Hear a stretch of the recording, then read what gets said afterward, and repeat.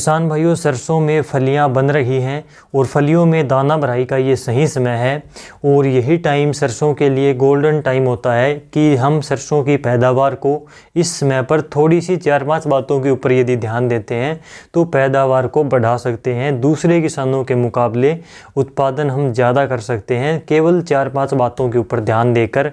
और ये सभी बातें किसानों को पता होती हैं, छोटी मोटी बातें हैं, लेकिन फिर भी ये वीडियो एक प्रकार से आपके लिए रिकॉल का काम करेगी। दूसरा सवाल यहाँ पर आता है कि इस समय पर बहुत अधिक ठंड पड़ रही है ज़्यादातर मैदानी इलाकों में और रात का तापमान 0 से भी नीचे चला जाता है, यानी कि माइनस में चला जाता है, जिसकी वजह से रात को पाला गिरता है, बर्फ़ जमती है, दिन में शीत लहर चलती है। तो ये मौसम सरसों के लिए अच्छा नहीं है। सरसों को काफ़ी नुकसान होता है जब रात को बर्फ़ जमती है, तो पाला गिरता है, तो माइनस में टेम्परेचर चला जाता है। तो इसलिए सरसों को सर्दी से बचाना इस समय पर सबसे ज़रूरी है, नहीं तो पूरे की पूरी मेहनत के ऊपर पानी फिर जाएगा। इसलिए हम सरसों को सर्दी से कैसे बचाएं, इसके ऊपर भी आज के इस वीडियो में आपको जानकारी देंगे। सबसे पहला पॉइंट हमारा यही आता है कि क्या इस समय पर हम सरसों में पानी लगाएं या फिर ना लगाएं, या फिर इसके अलावा सरसों में पानी लगाने से क्या इस समय पर सरसों को सर्दी से बचा सकते हैं, क्या पानी लगाने से सर्दी का प्रकोप कम होता है। तो बिल्कुल पानी लगाने से सर्दी का प्रकोप काफ़ी हद तक कम हो जाता है आपके खेत में। आप अपने खेत में इस समय पर सिंचाई ज़रूर करें। सिंचाई करने से, पानी लगाने से आपके खेत का टेम्परेचर बढ़ जाता है और टेम्परेचर बढ़ने से आपने जिस एरिया में पानी लगाया है उस खेत में रात को टेम्परेचर अगर ज़्यादा रहेगा तो बर्फ़बारी कम होगी, पाला कम जमेगा। तो इस प्रकार से पानी अपनी फसलों में इस समय पर ज़रूर लगाएं। सर्दी से काफ़ी हद तक बचाया जा सकता है फसल को पानी लगाने से। दूसरा, पानी के साथ में फसल को एक बार अपनी ज़मीन से, मिट्टी से खुराक मिल जाती है। अगर आप इसमें खाद भी दे देते हैं तो ये प्लस पॉइंट हो जाता है, पौधे में थोड़ी जान आ जाती है, सर्दी से लड़ने की में पावर आ जाती है। इसलिए पानी इस समय पर खेत में जरूर लगाएं। पानी के साथ में कोई खाद डालें या फिर ना डालें तो कौन सी खाद इस टाइम पर सही रहेगी, इसके बारे में भी हम बात करेंगे। लेकिन पहले मैं आपको बता देता हूं कि ये जो आप सरसों देख रहे हैं इतने टाइम से, ये शक्तिवर्धक कंपनी की 108 नंबर वैरायटी है। काफ़ी बार किसानों के कमेंट आते हैं कि पीछे जो बैकग्राउंड में सरसों है ये कौन सी वैरायटी है या फिर कॉटन है, कौन सी वैरायटी है। तो मैंने आपको बता दिया, शक्तिवर्धक की 108 नंबर ये वैरायटी है। पहले ही मैं आपको बता देता हूँ, काफ़ी अच्छी खड़ी है अभी तक किसान के खेत में। तो ये आखिर में लास्ट तक कैसी रहेगी, थोड़ी फ्रूटिंग इसके ऊपर फलियाँ और बन जाती हैं, तो बाद में इसके ऊपर एक रिव्यू भी कर देंगे, तो आपको इसका रिजल्ट लास्ट में भी हम ज़रूर दिखा देंगे। चलिए अब बात करते हैं कि इस टाइम के ऊपर पानी के साथ में कौन सी खाद डालें जिससे फसल को ठंड से भी बचाया जा सके। दूसरा, उसकी जो है दानों का भार भी बढ़े, तेल की मात्रा भी अच्छी हो, उसके ऊपर फलियां भी अच्छी आए, फूल भी अच्छे रहें। तो इसके लिए पानी के साथ में अगर आपकी फसल, आपकी सरसों अभी तक कमज़ोर खड़ी है तो यूरिया के साथ में माइकोराजा आप मिलाकर इस समय के ऊपर ज़रूर डालें, तो भी आपकी फसल में आपको इसका अच्छा रिजल्ट देखने को मिलेगा। आपकी फसल के पौधे मजबूत बनेंगे इससे।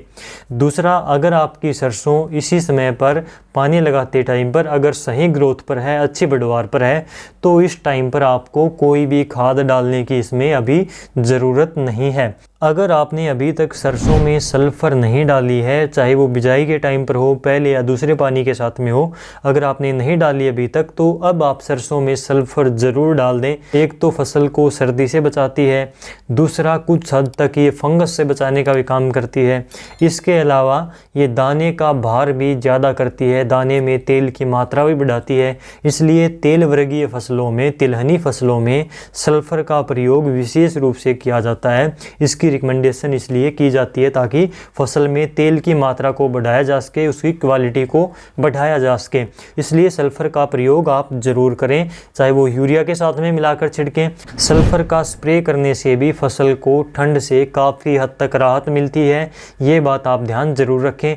तो ये काफ़ी कारगर चीज़ है सल्फ़र का स्प्रे सर्दी से बचाने के लिए किसी भी फसल को। इसके बाद में हम बात करेंगे, अगर इस टाइम के ऊपर आप सरसों में स्प्रे कर सकते हैं तो इससे काफ़ी अच्छा चौंकाने वाला रिजल्ट आपको मिल सकता है। इस टाइम के ऊपर सरसों में कीटनाशक का स्प्रे भी कर सकते हैं, फंगिसाइड का भी करते हैं, NPK और खाद का स्प्रे भी इस टाइम के ऊपर किया जाता है। तो इससे प्रोडक्शन के ऊपर काफ़ी प्रभाव पड़ता है, काफ़ी हद तक प्रोडक्शन इससे बढ़ता है, ये कन्फर्म हुआ है। तो आप इस समय पर स्प्रे करें। स्प्रे करना सरसों में बहुत मुश्किल काम है, ये हमें पता है, लेकिन फिर भी अगर आप इस समय पर स्प्रे अपनी फसल में करते हैं तो काफ़ी अच्छे इसके रिज़ल्ट आपको देखने को ज़रूर कन्फर्म मिलेंगे। सबसे पहले बात करेंगे कीटनाशक की, तो तेला चेपा इस टाइम के ऊपर हो जाता है। सरसों की जो ऊपरी फ्लावरिंग की कुंपल होती है उसमें तेला चेपा लग जाता है, फलियों के ऊपर भी तेला चेपा हो जाता है इस टाइम पर। तो तेला चेपा के लिए आप इमिडाक्लोप्रिड इस समय पर जो 17.8% में आती है वो 100 ml ले सकते हैं। इमिडाक्लोप्रिड कई परसेंटेज में आती है तो इसकी डोज उस हिसाब से रहेगी। यहाँ पर 17.8% वाली की मैंने आपको बताई है, 100 ml यहाँ पर इसकी डोज रहेगी। इसके अलावा जो इक्तारा आती है, हमने नरमा कपास में काफ़ी इसका यूज़ किया था, थायोमेथोक्सम इक्तारा के नाम से आती है, 100 ग्राम आप इसका प्रयोग भी कर सकते हैं। अगर आपको इमिडाक्लोप्रिड नहीं मिलती है तो इनमें से कोई सा भी आप एक कर दें, काफ़ी अच्छे हैं तेला चेपा के लिए। जो नॉर्मल इंसेक्ट होते हैं उनके लिए काफ़ी अच्छी दवाई है। फंगीसाइड के बारे में अगर हम बात करें तो फंगीसाइड कार्बेंडाजिम, मैनकोजेब भी आप कर सकते हैं, लेकिन टेबुकोनाजोल के साथ में सल्फ़र का मिक्स कॉम्बिनेशन आता है, ये काफ़ी अच्छी चीज़ रहती है इस समय पर। अगर हम सरसों में इसका एक स्प्रे निकाल दें तो सर्दी से भी बचाव होगा, फंगस से भी बचाव होगा, क्योंकि इस टाइम के ऊपर सरसों में फंगस की अनेक बीमारियां, कई प्रकार की बीमारियां आती हैं, जैसे वाइट रस्ट है, पाउडरी मिल्ड्यू है, या फिर तना गलन की इसमें शिकायत आती है सरसों में। काफ़ी हद तक इस समय पर बहुत ज़्यादा नुकसान होता है।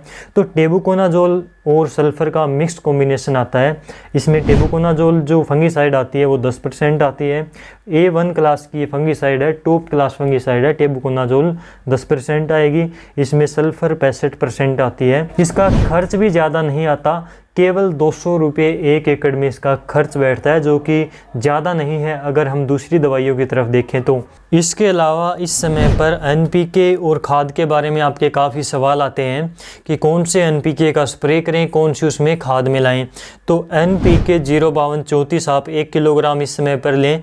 NPK 05234 में 52% फास्फोरस होती है, 34% इसमें पोटास होती है, जो कि बीज बनने के लिए काफ़ी अच्छा काम करती है। फूल और फली में और बीज में काफ़ी अच्छा काम करती है फास्फोरस और पोटास।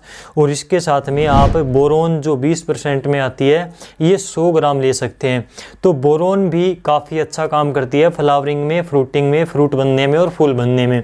तो इस प्रकार से 05234 1 किलोग्राम, बोरोन 100 ग्राम आप लें। इन दोनों का घोल बनाकर 100 लीटर पानी के साथ में 1 एकड़ में आप इसका छिड़काव कर सकते हैं, तो भी काफ़ी अच्छा रिजल्ट मिलेगा, प्रोडक्शन में बढ़ोतरी होगी। ये छोटी छोटी चीज़ें आपको लग रही होंगी, काफ़ी कम खर्च में आप इनका प्रयोग कर सकते हैं, लेकिन रिजल्ट इनका शानदार आता है।